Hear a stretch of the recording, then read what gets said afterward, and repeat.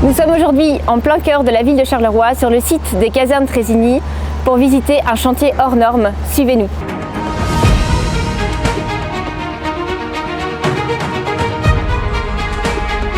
Les casernes Trésigny, c'est un ensemble architectural typique néo-gothique construit en 1881. L'aile nord ayant déjà bénéficié d'une rénovation dans les années antérieures, c'est maintenant au tour de l'aile sud, pour un budget de travaux d'environ 12 millions d'euros, financé en partie par la région wallonne et l'Union européenne. Ce projet abritera des espaces de bureaux, des espaces de coworking et le projet La Marmite pour la relocalisation de l'alimentation saine et durable sur le territoire de Charleroi Métropole. Ce projet s'inscrit dans la reconversion économique de l'îlot Trésigny, une situation stratégique en cœur de ville. La partie construction, la partie rénovation, on la maîtrise, on la connaît évidemment. La partie économie circulaire, c'est quelque chose de nouveau pour nous. Et donc, ce qui est nouveau demande un apprentissage. On doit récupérer des carrelages, des radiateurs en fonte, on doit trouver des nouvelles sociétés, des nouveaux partenaires qui sont capables de rénover tous ces matériaux pour les replacer sur le chantier, voire les exporter sur d'autres chantiers. YTEC a fait établir un inventaire de réemploi et sur base de cet inventaire, nous avons défini plusieurs critères. Le premier est le maintien de l'existant sur place. Le deuxième est de faire partir certains éléments existants du bâtiment dont nous n'avons pas besoin vers la filière extérieure de réemploi. Et enfin, faire intégrer des éléments de la filière de réemploi dans le bâtiment. Les objectifs de réemploi sont poursuivis par le bureau d'études YTEC et le maître de l'ouvrage YTEC dans d'autres projets, comme notamment la rénovation de bâtiments situés à la porte ouest de Charleroi.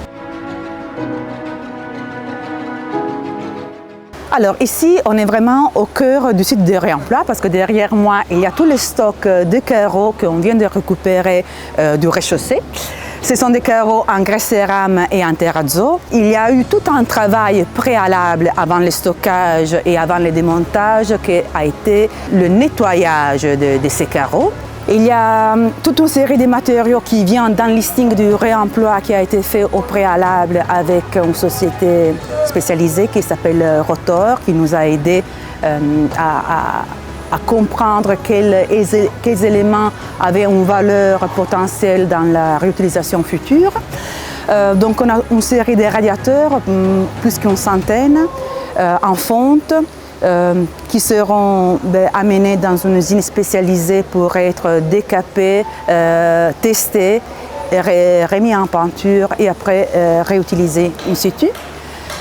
On a eu aussi des découvertes en phase chantier. L'entrepreneur s'occupant du démontage a proposé de tester une nouvelle méthodologie de sablage. C'est un ergommage qui ne se fait pas avec du sable mais avec des coquilles de noix. Au-delà des carreaux et des radiateurs en fonte, on va récupérer aussi des menuiseries en bois extérieur en les réutilisant à l'intérieur pour diviser les bourreux entre eux. Aussi, l'isolation est orientée réemploi. Une partie de l'isolant de la dalle de sol viendra du stockage du matériau qui arrive des autres sites. Peut-être que ce ne sera pas la totalité parce que le marché il est très fluctuant, donc ça dépend des stocks disponibles.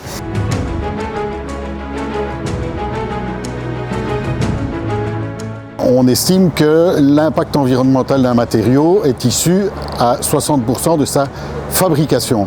Donc si on ne le fabrique pas, automatiquement, on a un gain de 60% de son impact environnemental. Dans le cadre du chantier sur Trésigny, on a été sollicité pour intervenir anticipativement à la démolition pour essayer de démonter et de préserver un maximum de matériaux, à la fois pour les réinstaller sur le chantier ici, ou pour les sortir et pouvoir leur donner une seconde vie via notre magasin en ligne qui s'appelle le Cornermat, qui nous permet de remettre sur le marché des matériaux de réemploi. Le réemploi, c'est pas toujours facile. On On a l'impression que c'est facile, mais en fait ça ne l'est pas. C'est pas toujours plus cher et c'est pas toujours moins cher que le neuf, mais ça a toujours un impact environnemental positif quoi qu'il arrive. La difficulté dans le réemploi, c'est qu'il faut tenir compte de l'entièreté de la chaîne de valeur liée à l'opération liée au réemploi.